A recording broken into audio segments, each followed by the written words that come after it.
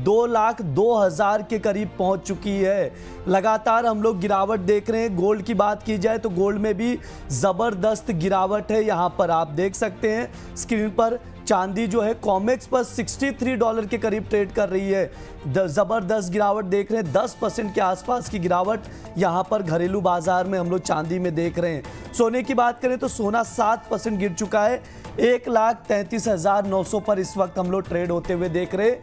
यानी 1,35,000 का जो सपोर्ट था वो ब्रेक हो गया है, वहां से नीचे सोने का भाव आ चुका है। सोने और चांदी का मार्केट क्रैश होता हुआ दिखाई दे रहा है। इन्वेस्टर्स क्या करें, ट्रेडर्स क्या करें, ये सवाल बना हुआ है। और इतनी बड़ी गिरावट क्यों आ रही है, ये भी सवाल बना हुआ है।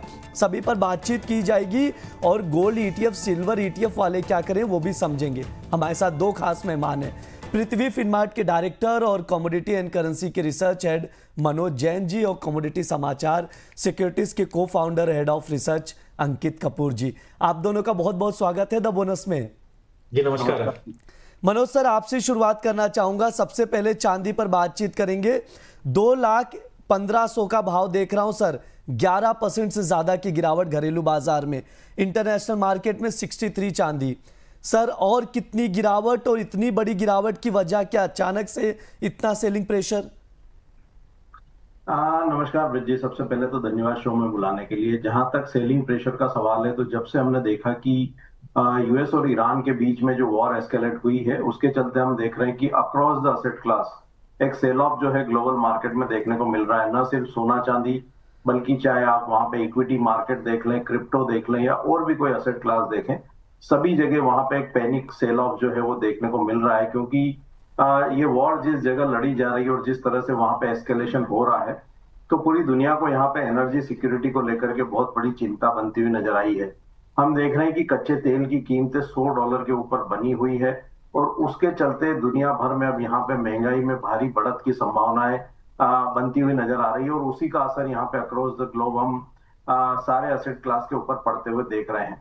तो मेरा मानना है कि जब तक यहाँ पे ये वॉर डी एस्केलेट नहीं होती है, सारे एसेट क्लासेस में ये जो प्रेशर है ये बना रह सकता है। जैसे ही वॉर डी एस्केलेट होगी तो फिर वहां पे मार्केट जो है स्टेबिलिटी दिखाते हुए नजर आएंगे। तो अभी यहाँ पे वॉर के ऊपर जो है नजर रखना चाहिए। जब तक यहाँ पे एस्केलेशन है तो यहाँ पे गिरावट जो है वो जारी रह सकती है। तो ट्रेडर्स को यहाँ पे सावधानी रखने की सलाह।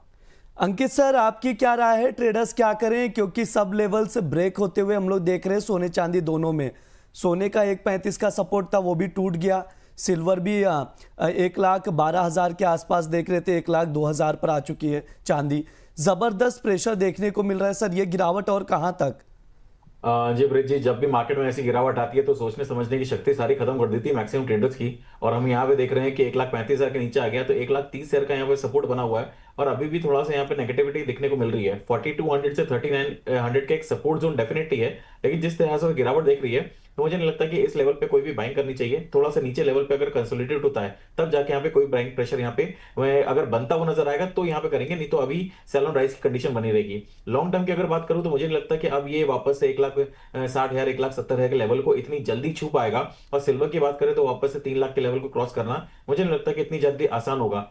बात रही ईरान के वाले मैटर पे, जैसा भी सर ने बोला कि ये डी एस्केलेट होगा, लेकिन बातें तो जिस तरह से चल रही हैं, डोनाल्ड ट्रंप को कहीं ना कहीं प्रेशर में क्रिएट कर दिया गया है। कल ईरान का एक मैटर सुन रहा था, उन्होंने बोला कि इन पागलपन वाली बातों पे हम बिल्कुल भी विश्वास नहीं रखते। अगर आपका अटैक है, अगर होता है, तो हम बिल्कुल स्टेट ऑफ हॉर्मोन्स को बंद कर देंगे।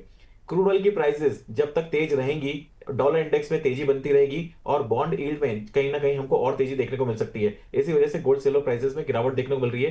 कहां ठहरती है ये देखना बहुत जरूरी है। थोड़ा सा कॉशियस लेके चलेंगे तो ज्यादा बेहतर है। अंकित सर, 48 घंटे का ट्रंप ने अल्टीमेटम दिया है ईरान को। ईरान की ओर से भी धमकी दी गई है कि स्टेट ऑफ हॉर्मुज तो खोलने से रहा जब तक शर्त पूरा नहीं करेंगे आप।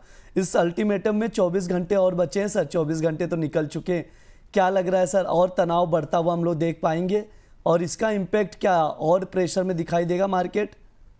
देखिए, डोनाल्ड ट्रम्प ने जिस तरह से उम्मीद करी थी कि पिछले 2 या 3 दिन में ये पूरी वॉर हम खत्म कर देंगे, क्योंकि उन्होंने सुप्रीम लीडर को वहां पे खत्म करने के बाद में, किसी भी कंट्री का सुप्रीम लीडर अगर खत्म होता है तो कहीं ना कहीं वो सीज फायर में चली जाती है। लेकिन जिस तरह से ईरान ने रिटेलिएट करा है और कंटिन्यू इस वॉर को 20 डेज से ज्यादा खींचा है, कहीं ना कहीं अमेरिका भी इसमें काफी टेंशन में क्रिएट है। और वो अब किस तरह की सिचुएशन होने वाली है ये देखना होगा। लेकिन मुझे नहीं लगता कि ईरान इतनी जल्दी प्रॉब्लम सॉल्व कर देगा जब तक अमेरिका कोई सॉल्यूशन नहीं निकालता। या तो ये बहुत ज्यादा अग्रेसिव हो जाएगा, ये कंडीशंस अग्रेसिव होगा तभी यहाँ पे बातचीत बन के आ पाएगी। लेकिन ईरान की तरफ से मुझे नहीं लगता कि कोई भी युद्ध शांति की तरफ कोई पहल मानी जाएगी या फिर हारने की कोई कंडीशन में है। तो यहाँ पे ग्लोबल मार्केट में टेंशन बिल्कुल बाकायदा बनी हुई है। अब तो नाटो के जो 22 कंट्रीज है वो भी यहाँ पे आके सपोर्ट में आने लग गए हैं कि अब हम यहाँ पे भी जो स्टेट ऑफ हॉर्मोन्स है उसकी सप्लाई चेन को किस तरह से बहाल किया जा सकता है उसके ऊपर बातचीत जारी हो चुकी है। तो मुझे लगता है कि टेंशन बरकरार हैं। ईरान कितना मानता है कितना नहीं मानता है वो देखना बहुत जरूरी होगा, क्योंकि ये मिडिल ईस्ट का जो टेंशन है क्रूड ऑयल प्राइसेस में लगातार जो अग्रेशन है वो दिखाता जा रहा है। हम देख रहे हैं क्रूड ऑयल प्राइसेस 9400 वापस एक ब्रीच कर चुका है। आने वाले टाइम में इसमें कहीं ना कहीं 11,000 12,000 तक के लेवल्स देखने को मिल सकते हैं। इंटरनेशनल मार्केट में वापस से अगर $120 जाता है तो ये प्रेशर गोल्ड एंड सिल्वर पे बनता हुआ नजर आएगा। सर अभी मैं देख रहा हूँ चांदी 2,11,100 का लो लगा चुकी है। लगातार हम लोग प्रेशर देख रहे हैं। देखते देखते आज की ही सेशन की बात करें, पिछले 3 घंटे में 24,000 रुपये चांदी गिर चुकी है। गोल्ड की बात की जाए तो तकरीबन 11,000 रुपये की गिरावट देख चुके हैं हम लोग। लगातार प्रेशर में। मनोज सर आपके पास आऊँगा, उसके बाद दर्शकों के पास जाऊँगा। दर्शकों के भी सवाल आ रहे हैं। कैसे देखते हैं सर, बॉटम कहीं नज़र आ रहा है सोने चांदी में या बॉटम अभी बन ही नहीं रहा है, यहाँ से गिरता ही दिखाई देगा? देखिए, अभी बॉटम नहीं बन रहा है क्योंकि हम 2,10,000 और 63.90 जो अभी इस रैली के बाद का जो इमीडिएट लो था उसको मार्केट ने यहाँ पे रिस्पेक्ट नहीं किया आज के सेशन में। और 63.90 के नीचे हम फिसलते हुए नजर आए हैं। 2,10,000 के स्तर भी वहां पे चांदी ने तोड़े हैं। अब जो नेक्स्ट सपोर्ट लेवल यहाँ पे चांदी में आ रहा है वो कहीं ना कहीं $59 के आसपास इंटरनेशनल मार्केट में आ रहा है, 58 से 59 की रेंज में। और भारतीय बाजारों में जो सपोर्ट लेवल आ रहे हैं वो 1,89,000 के आ रहे हैं। तो अभी यहाँ पे बॉटम नहीं बन रहा है। यहाँ पे अभी फॉलिंग नाइफ हम कह सकते हैं कि वो जो है मार्केट बने हुए हैं। जब तक यहाँ पे कच्चा तेल और यूएस के बॉन्ड की जो दरें हैं वो ऊपरी स्तरों पर बनी हुई है, हमारा मानना है कि कोई भी एसेट क्लास यहाँ पे चलता हुआ नजर नहीं आएगा। न सिर्फ सोना चांदी, बल्कि आप चाहे मेटल ले लो या आप वहां पे इक्विटी मार्केट ले लो या आप वहां पे क्रिप्टो ले लो, सभी जगह जो प्रेशर है वो बना रहेगा। क्योंकि ये यहाँ पे एक फियर जो है ग्लोबल मार्केट में बनता हुआ नजर आया है इस वॉर के चलते। और जिस तरह के स्टेटमेंट वहां पे यूएस प्रेसिडेंट और ईरान की तरफ से आ रहे हैं, तो कहीं ना कहीं यहाँ पे एक बड़ी जो है पैनिक है ग्लोबल इन्वेस्टर्स में। और उसी का असर हम यहाँ पे ओवरऑल मार्केट पे देख रहे हैं चौतरफा बिकवाली के रूप में। तो यहाँ पे न सिर्फ भारत के मार्केट डाउन है, बल्कि हम देखेंगे तो इंटरनेशनल मार्केट में यूरोपियन हो या एशियन मार्केट हो या आप यूएस के मार्केट हो, चौतरफा वहां पे सेलिंग देखने को मिल रही है। और निवेशक यहाँ पे कहीं ना कहीं सतर्क होकर के बॉन्ड मार्केट की ओर रुख कर रहे हैं। हमने देखा है कि यूएस के जो बॉन्ड की दरें हैं वहां पे अप्रत्याशित रूप से बढ़ती हुई नजर आई। और हम देख रहे हैं कि 4.40 का जो स्तर है वो यूएस के 10 साल के बॉन्ड की दरें क्रॉस कर चुकी है। तो ये एक बड़ा जो है हम कह सकते हैं कि अनसर्टेनिटी यहाँ पे मार्केट में है। जब तक वॉर डी एस्केलेट नहीं होगी तब तक हमें नहीं लगता कि यहाँ पे कोई भी एसेट क्लास जो है वो स्टेबल होता हुआ नजर आएगा। ब्रिज जी। मनोज सर, इस वक्त 900 के करीब दर्शक सुन रहे हैं, देख रहे हैं, अपने सवाल भी पूछ रहे हैं। उनके सवालों के जवाब भी आप लोगों से लिए जाएंगे। लेकिन सर एक चीज समझना चाहूंगा, क्या 2 लाख का लेवल आज टूट जाएगा चांदी का? कुछ भी हो सकता है यहाँ पे ब्रिज जी, क्योंकि जिस तरह का पैनिक सेलिंग है यहाँ पे कुछ भी कहना कि ये नहीं होगा या ये हो सकता है वो अभी यहाँ पे वैसी स्थिति नहीं है। क्योंकि जिस तरह से यहाँ पे फंडामेंटल्स में तत्कालिक बदलाव आया है तो उसका असर यहाँ पे साफ तौर पर ओवरऑल जो है एसेट क्लासेस के ऊपर देखने को मिल रहा है।